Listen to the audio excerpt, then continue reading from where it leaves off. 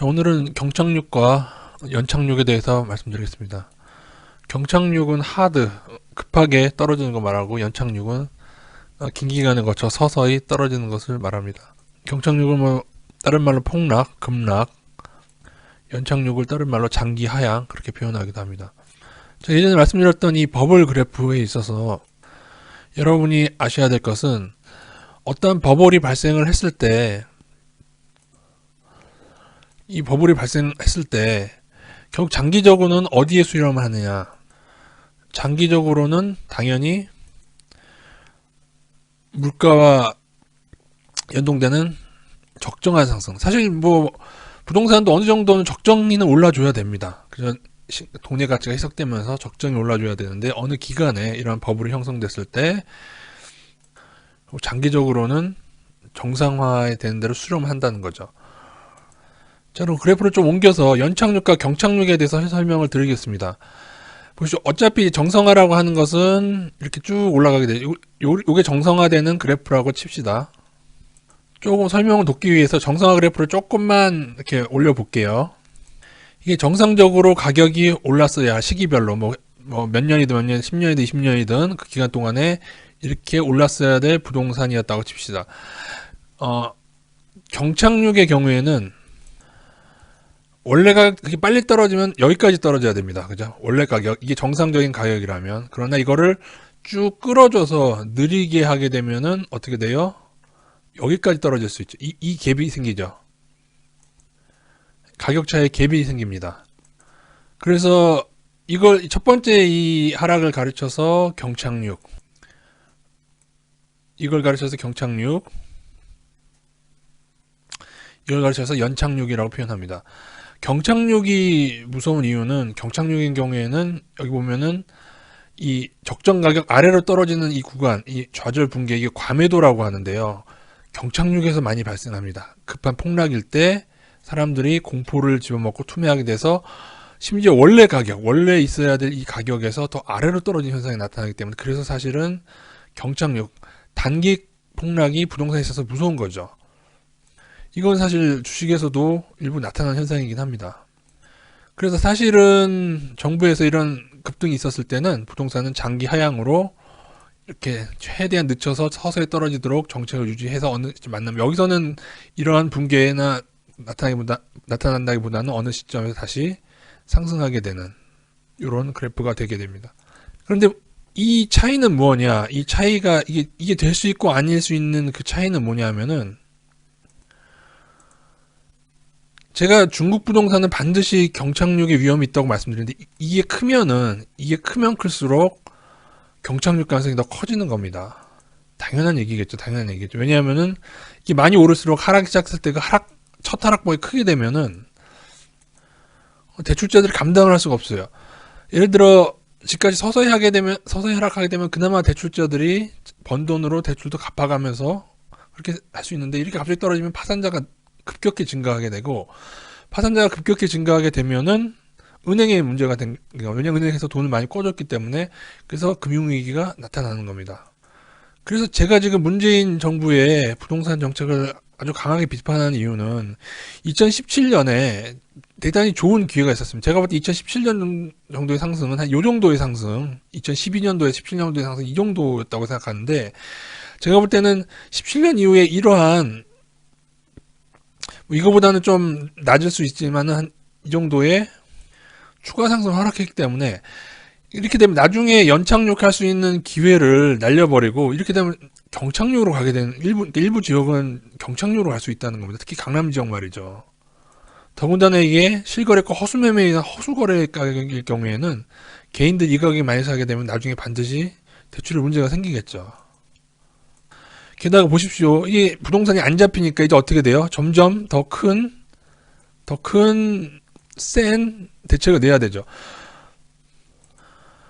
버블이 무너지는 것은 어떤 사람들이 항아리에 무언가를 담는 것과 비교를 합니다.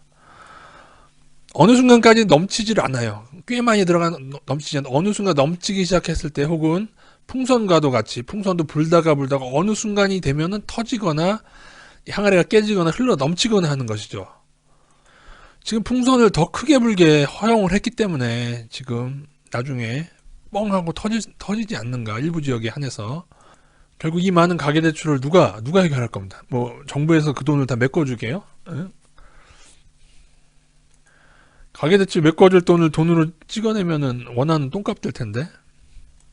제가 볼 때는 문재인 정부에서 정말 한심하게도, 제가 왜 이 표현을 쓰냐면은 문재인 그 청와대와 문재인은 모르고 있어요. 이 장관들이 얼마나 뒷구멍으로 투기 세력 편을 하는가, 그 간신을 구분을 못하고 있다는 거죠.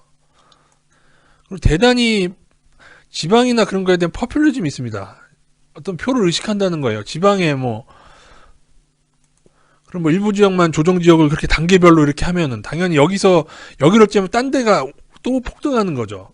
그걸 왜 균일하게 투기 세력이, 저기는 가격이 낮아서 투기 세력이 없다고 해서 거기를 그대로 두고 여기만 째면 다른 곳이 당연히 이게 돌아가면서 오르는 거는 당연한 게 아니겠습니까? 제가 한심하다는 건 솔직히 저는 문재인 대통령까지 비판하고 싶지는 않고요. 이 장관들이 하는 거 정말 한심하고, 저는 솔직히 무능을 욕하고 싶지는 않습니다. 무능을 욕하고 싶지는 않은데, 제가 볼 땐 다분히 약간 국토부에서는 너무 지금까지 그 안에 적폐가 너무 많습니다. 제가 볼 때 김현미 장관도 허수아비가 아닌가. 지금껏 해왔던 그 국토부의 그 공무원들에 둘러싸여서 이게 좋다고 잘못 착각하고 있는 게 아닌가. 그래서 어떻다? 경착륙의 기회를, 강남 같은 경우는 제가 볼 때 경착륙의 기회를 그러니까 연착륙의 기회를, 장기 하향의 기회를 날려버릴, 지금 이러다가 단기 폭락으로 가는 게 아닌가. 그걸 이제 나중에 걱정해야 될 시점에 온다는 것이죠. 보십시오. 지금 실거래가 허수거래, 허수매매 시정됐습니까? 아니요, 시정 안 됐어요. 올해 2월부터야 드디어 그 과태료를 때리는데, 그 과태료로 제가 볼 때는 택도 없어요.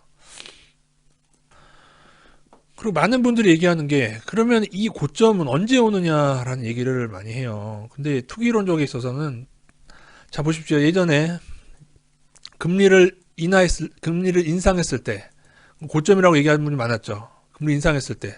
근데 저는 아닐 수 있고 오히려 투기 세력이 더 올릴 수 있다는 말도 드렸습니다. 혹은 부동산 규제 정책이 나왔을 때, 대출 쬐을 때, 어느 때가 고점일까요? 고점은 딱 하나입니다. 투기에 있어서 고점은 딱 한 가지인데, 이것은 투기 세력이 팔았을 때입니다. 여러분이 아직도 비트코인이나 어떤 버블의 품목에서 가격이 막 오르는 걸 이해 못하는 분이 있는데, 제가 이렇게 한번 극단적인 설명을 드려볼게요. 제가 이 건물의 주인입니다. 이 건물의 주인이에요. 자, 저는 이거를 얼마에 내놓을 수 있을까요? 사실은 제가 이 건물은 내놓는 것은 부르는 게 값입니다. 이것의 적정 가격이 예를 들어서 30억짜리 건물이라고 하더라도 제가 이것을 1000억에 내놓을 수도 있고 2000억에 내놓을 수도 있어요. 그러나 사람들이 30억 정도에 형성되어 있는 거를 갑자기 1000억에 부르면 아무도 이걸 1000억에 사지 않습니다, 여러분. 바보냐 하면서 1000억에 사지 않는데, 이 가격을 계속 어느 기간에 거쳐서 계속 올리잖아요. 사람들은 그때서야 이게 가치 있는 것처럼 착각을 하고, 즉 이 물건이 내가 모두 다 가지고 있는 only one, 매집이라고 합니다. 어느 지역에 대해서 그 투기 세력이 매집을 해서 이것을 혼자만 들고 있을 때는 부르는 게 값이다. 그러면 뭐가 필요하냐? 이것을 붕붕 뛰는 가격에 사줄 바보들만 있으면은 이것이 성공하는 거고, 그 바보들이 없으면은 이 작전은 실패한다고 표현합니다. 주식에 있어서는. 저는 지금 상당히 우려스러운 게, 강남에 입성하는 개인들이 많아질수록 투기 세력에 물러난 개인한테 넘어가는 건데, 제가 볼 때 허수로 띄우면서 실제로 이게 뭐 진짜 가격이어도 문제일 텐데 진짜 가격도 아니에요. 제가 볼 땐 실거래가 허수 매매, 부동산 안 끼면 사실 그냥 수수료 없이 그냥 허수 실거래가가 계속 들어가는 거예요. 지금까지. 그걸 단속 보완을 해서 그걸 단속을 하고 있습니까? 제도를 딱 고쳐야죠. 등기부등본에 매매된 다음에 반영하게 딱 고쳐야죠, 그걸. 그래서 제가 볼 때는 이런 식으로 점점 더 강하게 냈을 때 어느 순간인가 경착륙이 오지 않을까. 이제는 경착륙을 걱정해야 되는 시기로 제가 볼 때는 넘어갈 것 같습니다. 전체적인 건 아니고 일부 지역입니다. 강남 같은 일부 지역이 나중에 경착륙을 좀 걱정해야 될 수도 있다. 중국은 100% 경착륙으로 가게 될 겁니다. 너무 많이 올리면 단기 폭락이 온다. 적정 수준에서 돼야 장기 하향도 성공할 수가 있다. 결국 급등도 막지 못한 정부는 나중에 급락도 막지 못할 것이다.